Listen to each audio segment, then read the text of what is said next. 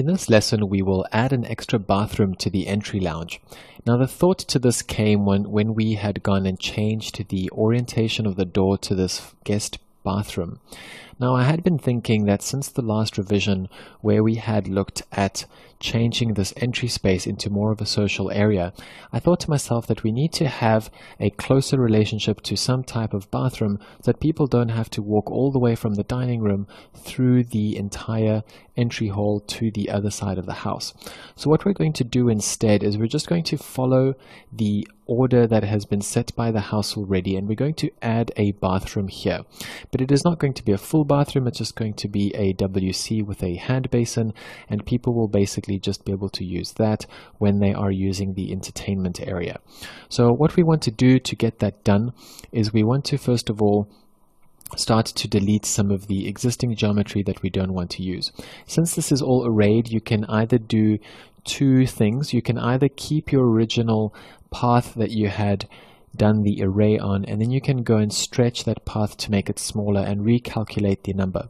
What I'm going to do, just to keep things simpler, since I don't like to do too many recalculations, is I'm going to go and move the entire set of objects that was arrayed originally, and I'm just going to replace it with a brand new facade, since I find that this is a little bit of a cleaner approach and it may turn out to be better in the long run.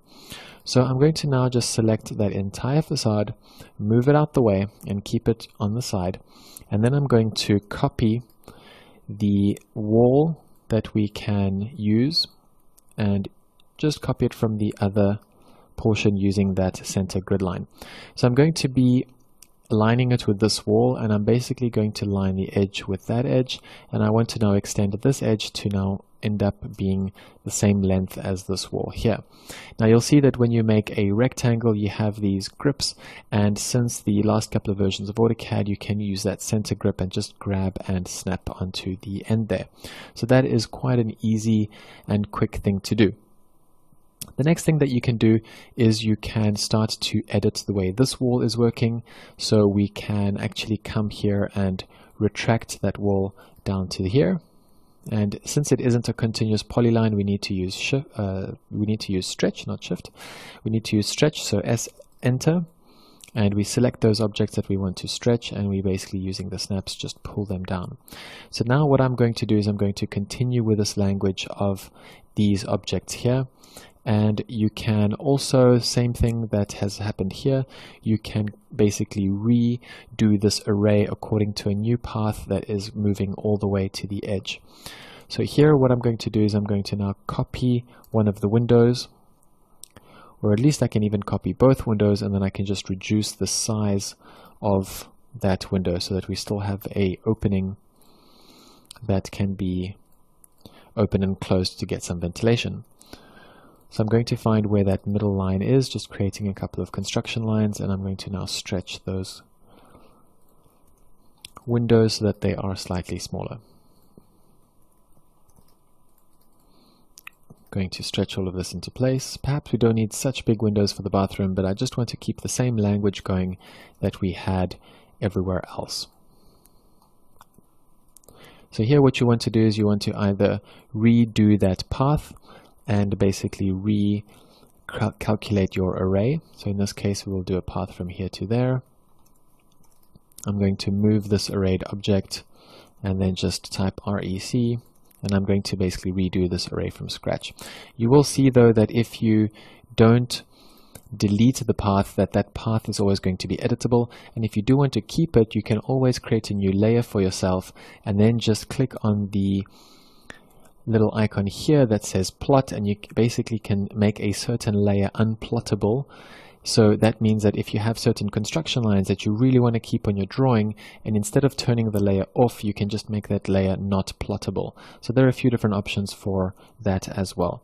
So I'm going to type in array, I'm going to click on that object, and same thing that we did right in the beginning, we're going to choose a path, and we're going to then just choose the items.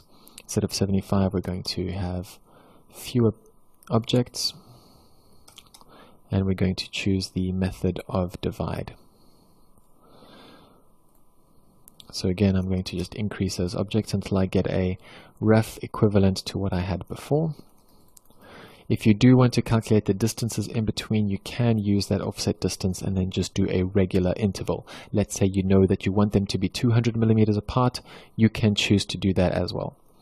So exactly the same thing that I've done here will now be repeated on this side. What you can also do is you can start by mirroring this, and you can see how close you get if you do mirror that, and then you just continue with that same logic. You might be lucky enough that I know that the distance is different. We have a 4 meter here and something just over 5 meters on that side. So this isn't perfectly symmetrical, but it doesn't necessarily have to be. What you can also do, if you do like to really keep with the symmetrical nature of the house, and perhaps this is a good idea for us to do, is we can actually move this entire block by an extra 1 meter and enlarge this TV lounge. Right now, a distance of 4 meters is quite nice and compact, or 3.7 in between the walls, which means that you'll get one really long couch in here with perhaps a TV, and that will pretty much be it. So it could be a good idea for you to just go and stretch that entire block out by an extra 1 meter.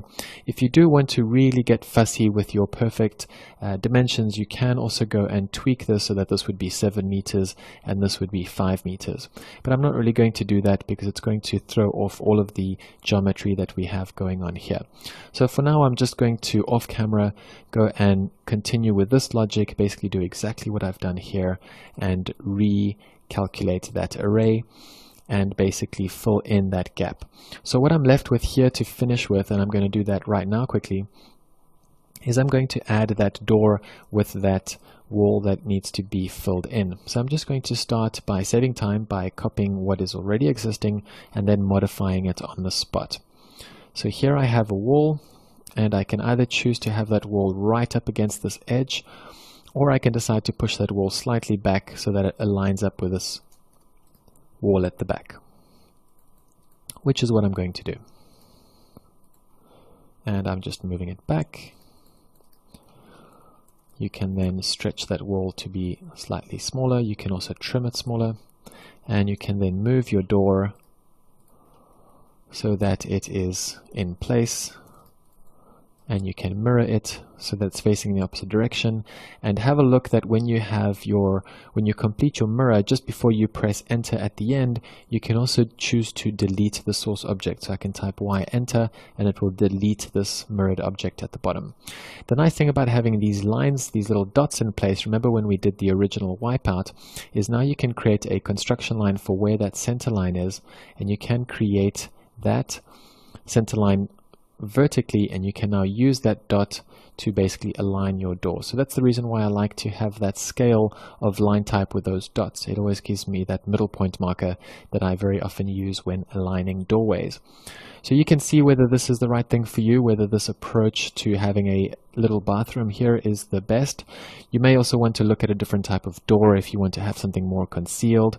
You could also basically push that door right against this edge and maybe put a little alcove here so you kind of hide it a little bit more. But basically I want to create something quite hidden, a little bit out the way. What you could do as well is you could decide to perhaps even move this in slightly more if you don't need too much space, and you could even stretch this wall out if you really wanted to. But I think that's more or less fine. It's going to be hidden out of sight as you walk in. You're probably going to have some furniture along here, perhaps a table of some kind, so that you don't so that you basically have a feature on this wall. We could also look, once we get into the later stages of design, we could look at cutting out a nice opening that will basically look at the kitchen area so that we can have some sort of visual relationship between what is happening. So all of these design decisions we'll do along the way, and that's really part of the journey of evolving this design, and that's really what this course is about: how to create and how to edit, and then how to get a great design presentation right at the end.